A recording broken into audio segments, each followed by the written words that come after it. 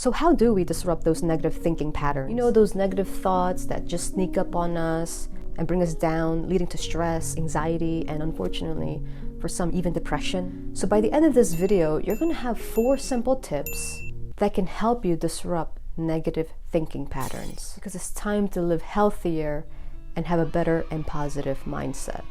All right, well, tip number 1 is having a good feeling folder. Right, so whenever you receive compliments, whenever you achieve a goal or experience a moment of joy, save them in this folder. And so when you have a negative thought, you can just open that folder, whether it's on your desktop or on your phone.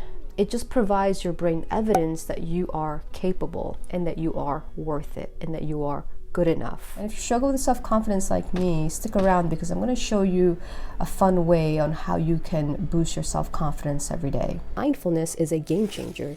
It really helps us to create those gaps in our day to help us be more fully aware, connected to our senses, and be more present. It could be as simple as washing our hands or savoring a meal. Listen to the water flowing and notice how the soap and water feel on your hands. Use your senses to appreciate the aromas and texture of the food.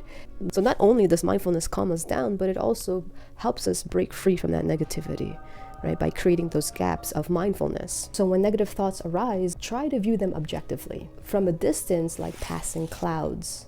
When we look up at the sky, we notice the clouds, but we don't judge them, right? It's very similar. By being impartial with those thoughts, we can detach ourselves emotionally from the negativity and prevent it from taking over our mindset.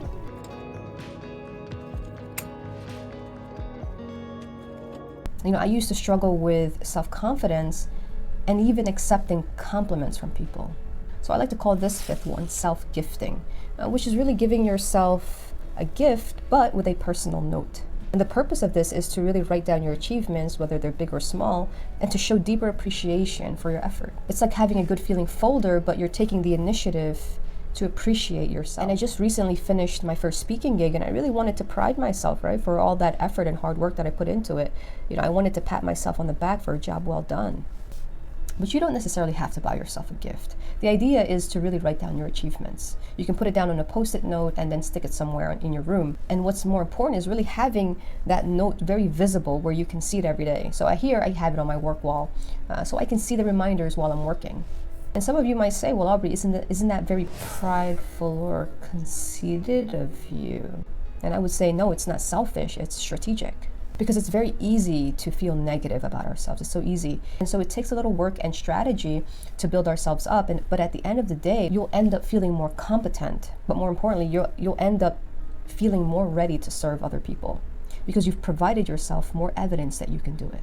When you write things down, your mind slows down. So writing is a very powerful tool to slow down our racing thoughts. When we practice jotting things down on paper, we can challenge those negative beliefs, promoting critical thinking, and it allows us to really reframe those thoughts into more positive ones. Some of the benefits of disrupting our negative beliefs about ourselves is that we improve our emotional well-being. We reduce stress.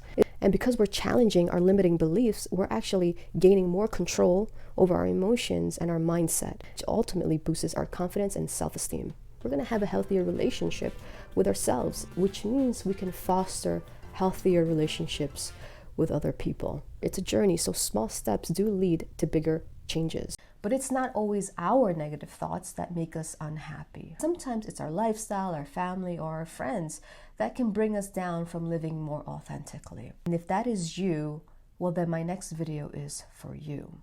Because I shared a number 1 thing that you need so that you can continue living more authentically.